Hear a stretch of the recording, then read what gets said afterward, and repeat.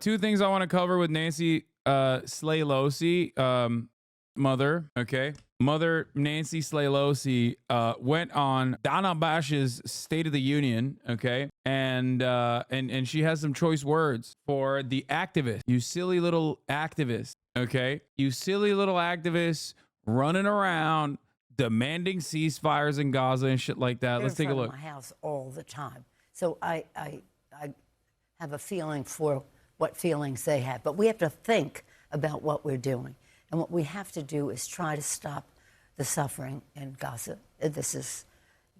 How do we do that? Yeah, if only there was a way to stop the suffering in Gaza. I'm sorry, help.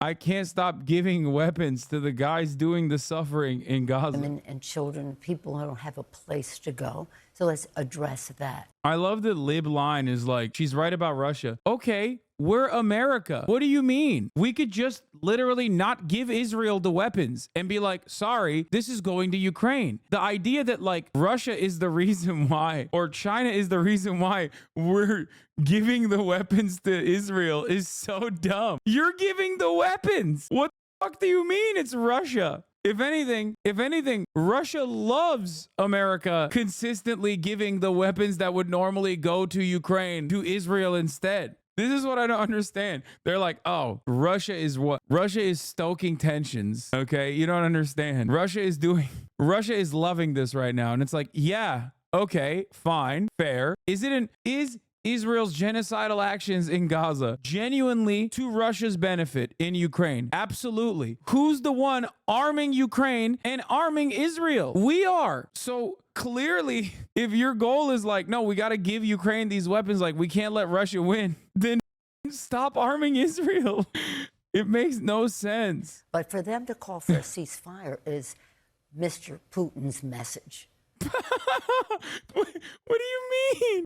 Why? If they called for a ceasefire in Gaza, if there was a ceasefire in Gaza, then you could just go back to arming Ukraine instead of arming Israel. This makes no sense. How do we know what's the truth? Like, how do we know if Israel's receiving arms from the USA? I mean, there's logs of it. Like there's tracking. They also flex it. It's the munitions type that they're using. Like they're American arms. Brother, just Google it. Like, I don't know what to tell you. When we send arms to a country, unless it's like a black budget operation, oftentimes it's like, even then there's like some level of paper trail that you can use with a FOIA request. Okay.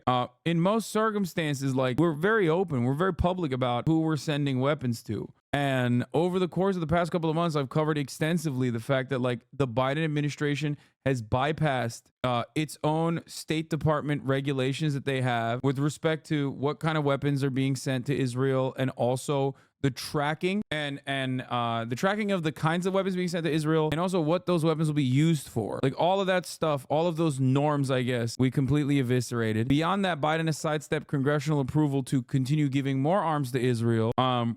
Interesting stuff from Nancy. Never really thought about it this way. And now that I have thought about it this way, I realize that it's the dumbest argument you could possibly make. Because if your point overall is to claim that Russia personally is like pushing for a ceasefire and would benefit greatly from a ceasefire, well then you're a dumbass. Because guess what? Technically, a ceasefire, a cessation of hostilities in Gaza would mean that America could care more about Ukraine rather than Israel. So, I don't know, maybe because they're stupid. That's why. Mr. Putin. These Russians are so stupid. Mr. Putin, tear down that wall. There is Mr. Putin's message. Mr. Putin's message. Make no mistake, this is directly connected to what he would like to see.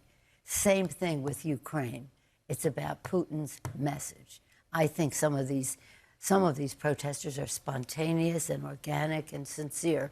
Some, I think, are connected to Russia, and I say that. That's not it. Russia doesn't want a ceasefire. Sam Cedar made the same mistake. They don't have protesters because they want a ceasefire. They do it because they just want noise. Some Pelosi protesters aren't getting a ceasefire. What? This argument has been the same in perpetuity. Russia takes advantage of American political instability all the time. Of course, they are a foreign adversary declared as a foreign adversary. It does not matter. You cannot get out of this situation by being like, well, that's Russia. That's a Russian agent speaking. It doesn't matter if Russia is like prodding protesters to push for a ceasefire or whatever Nancy Pelosi thinks. Okay. There are still a shit ton of people demonstrably according to polling at least, especially in younger demographic that genuinely think that America's help and facilitation of the genocide, the ethnic cleansing in Gaza is gross and should stop. If you think about it from a broader framework, when you look at what what would happen if there was a ceasefire in Gaza, well, then you also realize that it's doubly stupid. The notion that like American protesters the notion that American protesters protesting against Israel's ethnic cleansing campaign in Gaza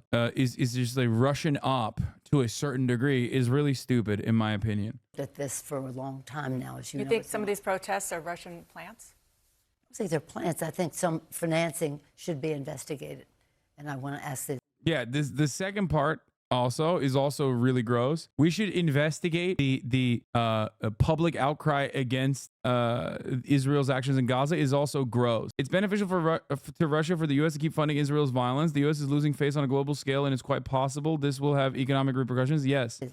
The FBI to investigate that. But apart from that, let's just say it's all spontaneous and sincere. Let's say it's all spontaneous and sincere.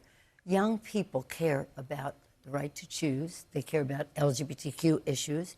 They care about preserving the planet. They care about gun violence prevention. That's what they tell us.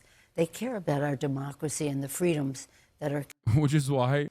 Young people care about their democracy and our freedoms, which is why I'm suggesting the FBI investigate protesters that are currently democratically protesting against the American government's actions as it pertains to full-blown facilitation of genocide in Gaza.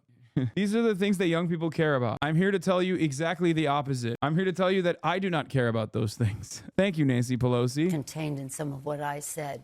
So they're going to have to make a decision, staying home to enable or to organize, not agonize, but organize. That's sick. Yeah. Young people care about these things. We are not going to do any of those things for young people. We should also investigate them. Think about all the good things we did about gun violence. Yeah. She's literally saying like, well, it doesn't matter if you care about genocide or not, because you're still going to have to vote for us because we're telling you that we will at least not be like full tilt anti-abortion in the same way that Republicans are. It's great. And get out there and get the job. I have every confidence that Joe Biden and Kamala Harris will be President and Vice President of the United States. Here's Nancy Pelosi also, funnily enough, having another, this is an older moment, I guess, but here's what Nancy Pelosi said apparently in October, someone was saying. Pelosi to protesters outside of her house, go back to China where your headquarters is.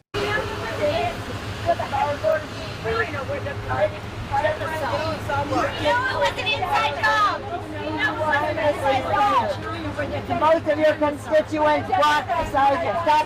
Stop the genocide. Stop the Holocaust. The Democrats want the ceasefire. The Democrats want the ceasefire. She said, go back to China. The Democrats want the ceasefire. That's sick. It's so funny because accusing your political opponents of being Chi-Com agents is Alex Jones's thing, is what I said, which is true. I saw someone being like, this is a Stop Asian Hate. That's my former teacher, a Jewish woman who she told to go back to China. Oh, that's awesome. How do you respond to having the same car as Nancy Pelosi? Wait, what? Porsche haver? What do you mean? You think that's a Porsche? Ceasefire. The car that she's getting into? You think that's a Porsche? Look in the garage. Oh, I don't think that's a Taycan. That's Paul Pelosi's car. No. Paul has a Panamera, I think. Yeah. In the garage. That's Nancy's husband. Do you know why I know that? Because he got arrested for drunk driving, if you remember. Yeah. I don't think it's a Taycan. I think it's a Panamera. Yeah. Or was it a Taycan? It might have been a Taycan, but like a shittier version of my car, I think, if it is a Taycan.